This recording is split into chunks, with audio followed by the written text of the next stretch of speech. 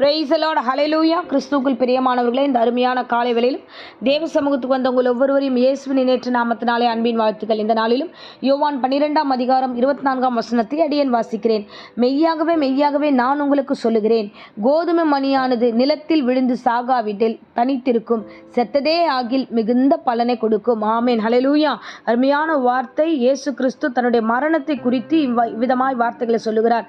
So என்னுடைய மரணத்தில் நான் என்னை என் சரீரத்தை நான் ஒப்பு கொடுக்கும் பொழுது மிகுந்த பலன் உங்களுக்கு உண்டாயிருக்கும் என்று சொல்லுகிறார். ஆமேன், ஹல்லேலூயா.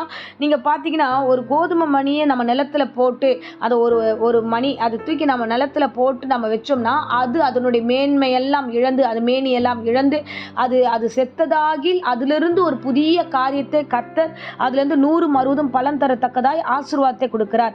அதுதான் 1 கொரிந்தியர்ல பவுல் சொல்லுகிறார் 15ஆம் அதிகாரம் 36ஆம் வசனத்துல, புத்தீனனே, நீ விதைக்கிற விதை செத்தால் ஒழிய உயிர்ப்பிக்க மாட்டாதே. ஸோ ஒரு கோதுமை மணி நிலத்துல விழுந்து அது மரித்தாதான், அது தன்னை ஒப்பு கொடுத்தாதான் அடுத்தது அதுல இருந்து பல கோதுமை மணிகள் வெளிவரும். அதுல இருந்து வருகிற செடியில பல கோதுமை மணிகள் வெளியில வரும். அப்போ இயேசு கிறிஸ்து சொல்லுகிறார், நான் என்ன ஒப்பு கொடுக்கிறேன், இந்த உலகத்துக்காக என்ன அர்ப்பணிக்கிறேன், என் நிமித்தமா நீங்கள் மிகுந்த பலனை பெற்றுக்கொள்வீர்கள் என்று சொல்லுகிறார். ஆமேன், ஹல்லேலூயா.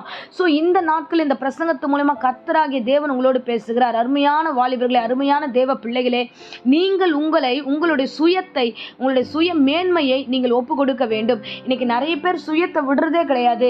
நான் கிறிஸ்தவன் சொல்லி எதையுமே ஒப்பு கொடுக்காம வெறும் கிறிஸ்தவர் என்ற பேரை வைத்துக்கொண்டு நாம் வாழ்ந்துட்டு இருக்கிறோம். நிறைய பேர் வீடுகளில் ரட்சிப்பு பூரணப்படலை, நிறைய காரியங்கள் ஆசீர்வாதமாக மாறலை, எப்போ பார்த்தாலும் சமாதானம் இல்லாமல் இருக்குது, எப்போ பார்த்தாலும் வீட்டில் சண்டையாக இருக்குது, எப்போ பார்த்தாலும் ஒரு விதமான ட்ரைனஸ் இருக்குன்னா, இன்றைக்கு கர்த்தருடைய வார்த்தை சொல்லுகிறது, நீங்கள் செத்தால் ஒழிய, அப்படின்னா என்னென்னா லிட்ரலாக அப்படி சொல்லப்படுதா, நீங்கள் உங்களை ஒப்பு கொடுக்க வேண்டும். நீங்கள் உங்கள் வீட்டுக்காக ஒப்பு கொடுக்க வேண்டும், உங்கள் பிள்ளைகளுக்காக. ஆண்டவரே, இந்த காரியத்தை நான் ஒப்பு கொடுக்குற ஆண்டவரே, நான் பாவத்தை விட்டுட்டு என்னை ஒப்பு கொடுக்குற ஆண்டவரே, என் பிள்ளை ஜீவனுக்காக நான் ஒப்பு கொடுக்குற ஆண்டவரே, எப்பா என் குடும்பத்துக்காக ஒப்பு கொடுக்குறேன், என் சபைக்காக ஒப்பு கொடுக்குறேன், இந்த தேசத்துக்காக ஒப்பு கொடுக்குறேன்னு சொல்லி நீங்கள் உங்கள் பார்வைக்கு முன்பதாக இருக்கிற எல்லா காரியத்தையும் அறிந்தவர்களாய் நீங்கள் உங்கள் சரீரங்களை அர்ப்பணிக்க வேண்டும். ஆமென், ஹல்லேலூயா. ஸோ நீங்கள் அந்த இடத்த ஒப்பு கொடுத்தாதான், நீங்கள் கிறிஸ்துவில மரித்தால்தான் நீங்கள் மிகுந்த பலனை கொடுக்க முடியும். கிறிஸ்துவுக்குள்ள நீங்கள் மரிக்க வேண்டும், கிறிஸ்துவுக்குள்ள உங்களை அர்ப்பணிக்க வேண்டும், கிறிஸ்துவுக்குள்ள உங்களை ஒப்பு கொடுக்க வேண்டும். ஆமென், ஹல்லேலூயா. அருமையானவர்களே, தேவ பிரசன்னத்தில் இந்த வேளையில நான் பேசி கொண்டிருக்கிறேன். பாருங்க, நிறைய விஷயம் நம்ம வீட்டில் நடக்க வேண்டியது இருக்கு, நம்ம தேசத்தில் நடக்க வேண்டியது இருக்கு. அநியாயங்களும் பாவங்களும் விபச்சாரங்களும் போதைகளுமா இந்த உலகம் வாழ்ந்து கொண்டிருக்கிறது. இதில் எல்லாம் போய் யார் போய் சுவிசேஷம் சொல்லுவா, யார் போய் காப்பாற்றுவா, யார் வந்து பார் ஊழியத்தை செய்வா, எல்லாம் அப்படியே போயிட்டு இருக்கு. இன்னைக்கு உலகம் இது ரொம்ப ஸ்பீடாக இந்த பாவத்தின் உலகம் ஓடிக்கிட்டு இருக்கு, டெக்னாலஜி பின்னாடி ஓடிக்கிட்டு இருக்கு. அப்படிப்பட்ட சூழ்நிலையில் நம்ம வீட்டில் இருக்கிறவங்கள முதலாவது நம்ம பார்க்கணும். அடுத்து நம்மளுடைய ஏரியாக்கள், நம்முடைய சென்னை பட்டணம் ஒவ்வொன்றும் திறந்து நம்ம பார்த்தா நிறைய வேலைகள் இருக்கு. ஆனால் நம்ம ஒப்பு கொடுக்காம, நம்ம சுயத்தை ஒப்பு கொடுக்கறதே இல்லை. ஒப்பு கொடுக்காம நான் கிறிஸ்தவன் என்று பெயர் வைத்துக்கொண்டு மற்றவர்களுக்காக ஜெபிக்காம ஒப்பு கொடுக்காம இருந்தா அங்கிருந்து பலன் வருமா? பலனே வராதே. அதுதான் கிறிஸ்து சொல்கிறார், நான் என்ன ஒப்பு கொடுக்கிறேன், என்ன சிலுவையில் அறைய ஒப்பு கொடுக்கிறேன், மிகுந்த பலன் உங்களுக்கு உண்டாயிருக்கும் என்று சொல்கிறார். ஆமென், ஹல்லேலூயா. அததான் பவுல் மறுபடியும் சொல்லுகிறாரு. கலாத்தியர்ல வாசிக்கிறோம் 2ஆம் அதிகாரம் 20வது வசனத்துல, கிறிஸ்துவுடனே கூட சிலுவையில் அறையப்பட்டேன், ஆயினும் பிழைத்திருக்கிறேன், இனி நான் அல்ல, கிறிஸ்துவே எனக்குள் பிழைத்திருக்கிறார். ஆமென், ஹல்லேலூயா. அப்போ பவுல் சொல்லுகிறாரு, நான் கிறிஸ்துக்குள்ள நான் சிலுவையில் அறையப்பட்டிருக்கிறேன். இன்னைக்கு எவ்வளவு பேர் நம்மளுடைய உலக பிரகாரமான எல்லா விஷயத்தையும் விட்டு கொடுத்திருக்கிறோம். ஹல்லேலூயா. இன்னைக்கு கிறிஸ்தவர்களே அநேகர் பின்மாற்றமா போவது உண்டு. ஸோ இன்னைக்கு இன்றைய தினத்தில் நிறைய கேள்விப்படுவது உண்டு. பாவமான வழிகளில் கிறிஸ்தவர்கள் போய் கிறிஸ்துவ வாழ்க்கையை விட்டுட்டு கடந்து போனால் எப்படி குடும்பம் ரட்சிக்கப்படும், எப்படி இருக்கிற தேசங்கள் ரட்சிக்கப்படும், சுற்றி இருக்கிற காரியங்கள் எப்படி ரட்சிக்கப்படும்? அன்பு பிள்ளைகளே, தேவன் உங்களிடத்துல நியாயம் விசாரிக்கிற நாள் வரும்பொழுது நம்ம என்ன பண்ணுவோம்? ஹல்லேலூயா. இந்த காலத்தில் நீங்கள் மௌனமாக உட்கார்ந்துருந்தா எப்படி? நீங்கள் தேவனுக்காக எழுந்து இருக்கிற காலம், இந்த தேவனுக்காக உங்களுடைய சுயத்தை அர்ப்பணித்து விட்டு தேவ சமூகத்தில் உங்களை ஒப்பு கொடுங்க. ஒரு பெரிய அறுவடையை நீங்கள் காண்பீர்கள். ஆமென், ஹல்லேலூயா.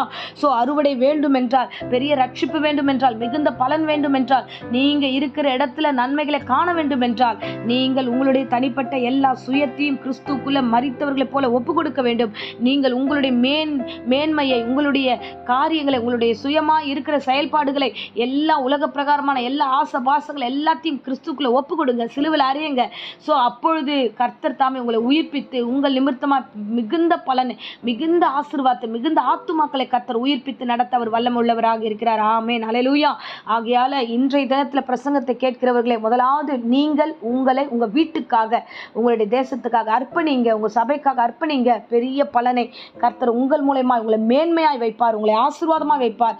சிலுவையில் ஆண்டவர் உங்களை சாட்சியாக நடத்துவார். ஆமென், ஹல்லேலூயா. சிலுவையில் கடந்து போகும்போது கர்த்தர் இதெல்லாம் சொல்லிட்டு போறாரு, நான் என்ன ஒப்பு கொடுத்துட்டேன், நீ என்ன பண்ண போறேன்ட்டு. ஆமென். ஸோ இன்னைக்கு இந்த பிரசங்கத்து மூலமா ஆண்டவர் உங்ககிட்ட கேட்கிறாரு. ஸோ ரட்சகராக இயேசு கிறிஸ்து அர்ப்பணித்து போய் கடந்து 2000 ஆண்டுகள் ஆயிடுச்சு. இன்னைக்கு உங்க கையில வந்திருக்கு இந்த பிரசங்கம், இந்த வார்த்தைகள். ஸோ நீங்க உங்க வீட்டுக்காக, உங்களுடைய தேசத்துக்காக நீங்க என்ன பண்ண போறீங்க? உங்களை ஒப்பு கொடுத்தால் மாத்திரம்தான் செழித்திருக்க முடியும். உங்களை ஒப்பு கொடுத்தா மாத்திரம்தான் பலனை பெற்றுக்கொள்ள முடியும், பலனை காண முடியும். ஆமென். பலனை காண வேண்டும் என்றால் உங்களை அர்ப்பணிங்க, உங்கள் சுயத்தை வெறுமையாக்குங்க, எல்லா காரியத்தையும் விட்டு கிறிஸ்துவுக்குள்ள அறையப்பட்டவர்களாய் ஒப்பு கொடுங்க. கிறிஸ்து உங்களுக்குள் வாழ்ந்திருப்பார். ஆமென். ஸோ இப்போதும் அடியேன் உங்களுக்காக ஜெபிக்கிறேன். அன்பு ரட்சகா, இந்த அருமையான தருணத்தில் ஆண்டவரே, இந்த பிரசங்கத்தை கேட்ட ஒவ்வொரு குடும்பத்தாரை ஆசீர்வதிப்பீராக, ஒவ்வொரு பிள்ளைகளையும் ஆசீர்வதிப்பீராக. கோதுமை மணியை போல தன்னை ஒப்பு கொடுக்கும்போது ஆண்டவரே 100 மறுதும் பலன் தரத்தக்கதாய் மிகுந்த காரியங்களை கர்த்தாவே ஒவ்வொருவருக்கு கட்டளையிடுவீராக. சுவாமி அப்பா, எல்லா சுயத்தையும் விட்டு ஆண்டவரே சிலுவையில் அறையப்பட்டேன் என்று பவுல் சொன்னது போலவே கர்த்தாவே ஒவ்வொருவரும் ஆண்டவரே தன் சுயத்தை விட்டு வெளிவர கர்த்தர் கிருபை கொடுப்பீராக. உம்முடைய கிருபை கூடவே இருக்கட்டும். அதிசயங்களை எல்லாம் காண செய்யுங்க, மேன்மையாய் நடத்துங்க, பாதுகாத்துக் கொள்ளுங்க. இம்மட்டும் காத்ததுக்காய் கொடான கொடி ஸ்தோத்திரம். இந்த பிரசங்கத்தின் மூலமாய் ஆண்டவரே அப்பா, நீர் இந்த பிள்ளைகளை உயர்த்த போகிற கிருபைக்காக நன்றி செலுத்துகிறோம். விசேஷமா இந்த வேளையில கூட கர்த்தாவே, யாராகிலும் வியாதியோடு பலவீனத்தோடு ஆண்டவரே இந்த வேளையில காணப்பட்டா பூர்ண சுகத்தையும் ஆரோக்கியத்தையும் கர்த்தர் கட்டளிட்டு பாதுகாத்துக்கொள்ளும். எல்லா பயத்துக்கும் விலக்கி காத்தருளும். தேவையற்ற வியாதி விக்கிரங்கள் எல்லாம் விலக்கி காத்தருள்வீராக. பிசாசின் கிரியைகள் எல்லாம் இயேசு நாமத்தில் அடியேன் சபித்து பாதாளத்தில் கட்டுகிறேன். பூர்ண சுகத்தை கொடுத்து வழிநடத்தும், காத்துக்கொள்ளும். இயேசுவின் நேற்று நாமத்திலே ஜெபித்து ஆசீர்வாதத்தை ஒப்புக் கொடுக்கிறேன், ஜீவனுள்ள நல்ல பிதாவே. ஆமென், ஆமென். Praise the Lord. God bless you.